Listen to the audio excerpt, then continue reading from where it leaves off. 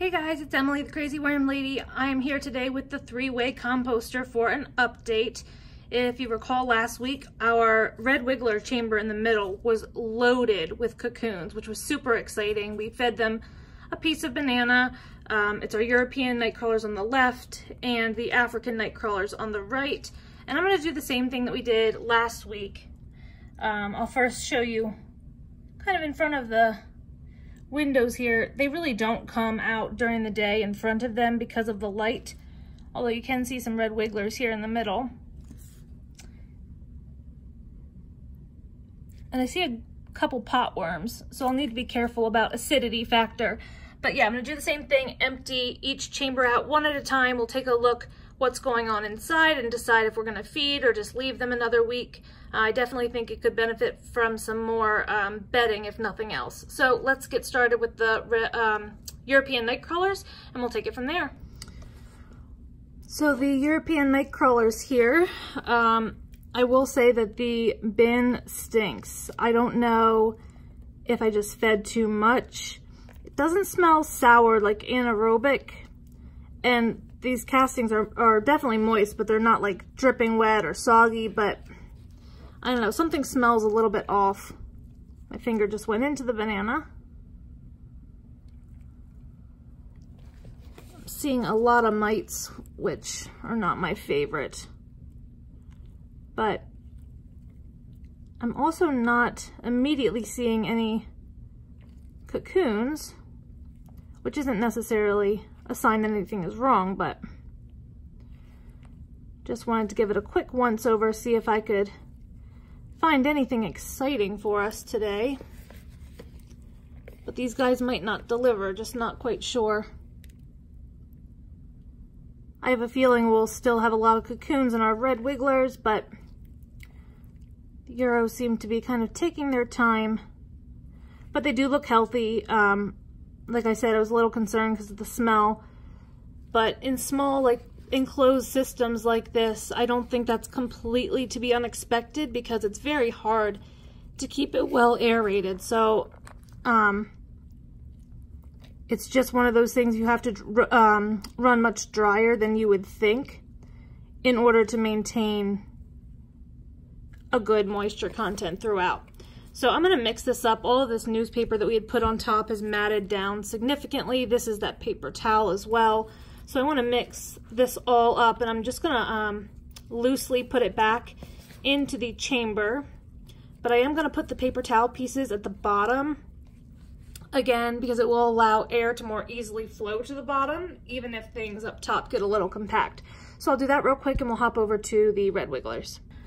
All right, so here we are with the red wigglers, and hoping to see a little bit more excitement in here. That is a baby. See, he's almost translucent. When they're first born, they're very tiny, but they always have that little pink hue. That's the way you know a difference between a baby and a potworm. Here's a freshly laid cocoon.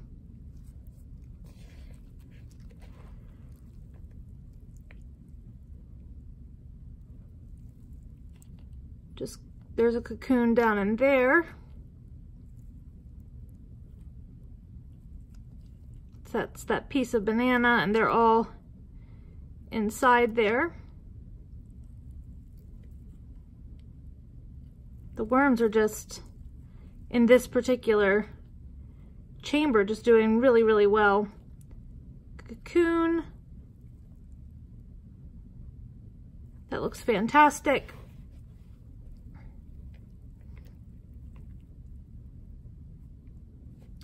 There's a cocoon right there.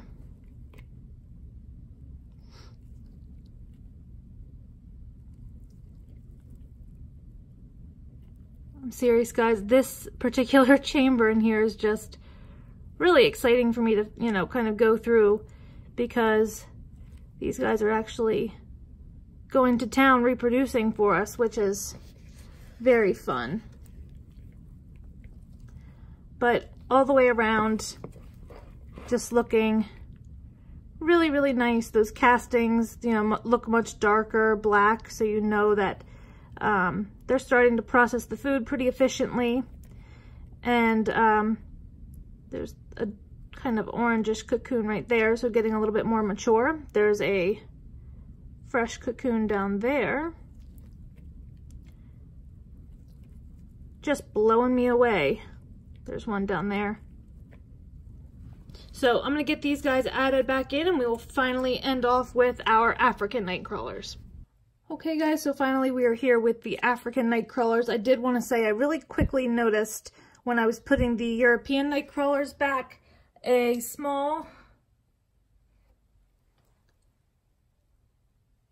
if it'll focus, a small cocoon. So there is one in the European nightcrawlers as well. But I want to take a peek here at our African nightcrawlers. I honestly think they're probably making castings the fastest.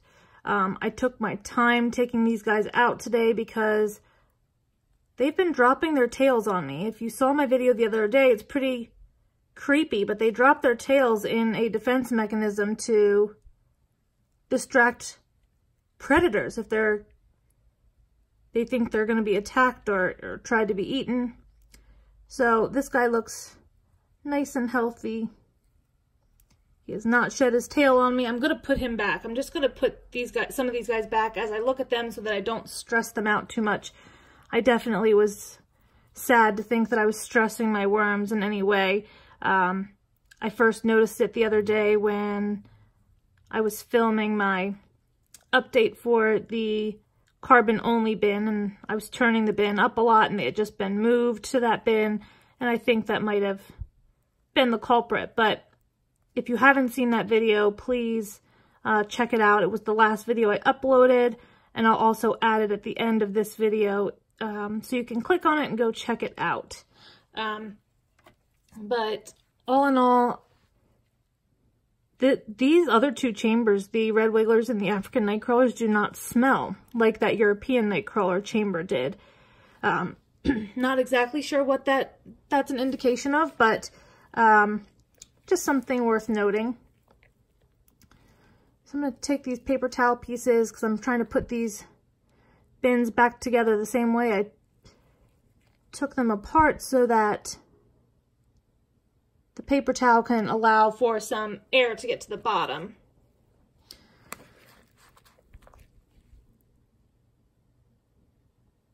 Not immediately seeing cocoons, but the worms in here do look healthy. So far, no foreign tails flopping around on me. But you can see some of those. I'm trying to see if I can show you guys some of these fast-moving mites. They're so fast. Oh, there's one. Looks like a little itty-bitty spider. I'm zoomed way in. They're ultra small. And they really are harmless, but a lot of people do find them kind of gross. And I don't know that it's proven in scientific research per se, but I have heard that acidity can be a factor in higher numbers of them. So I just think I'll have to add a little bit of extra dry mix. Make sure they have plenty of that oyster shell or eggshell. Still not seeing any cocoons in here, although I'm really not sure how many they'll lay because they're much larger worms, and this is a very small area that we are keeping them in. Just doing my quick inventory. I'll certainly point anything out if I see it along the way here. But I think I'm not going to feed this week, and I'm just going to top each of these chambers off with a little bit of coconut coir and dry mix, because this guy's so pretty. Because overfeeding them, especially since there's a little bit of a smell in the European nightcrawler, I just want to be careful not to do anything that would cause any harm. But all throughout here, worms are looking fantastic. No immediate signs of cocoons.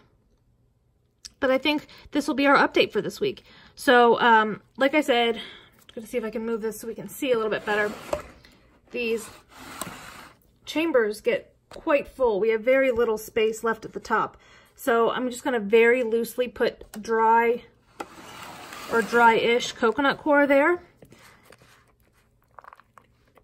And we will see if these chambers regulate a little bit next week with less mites, less smell, and maybe some more cocoons or some more babies hatching, but all the way around, positive signs, no die-offs, nothing like that. Always scary after my glass vase experiment. So let me know what you think, guys. Drop your comments below. Like this video. Subscribe if you'd like some more content from me. And be sure to watch the video the other day about the African nightcrawlers dropping their tails. It's quite interesting and does not kill the worm, but it's definitely like watching an alien worm.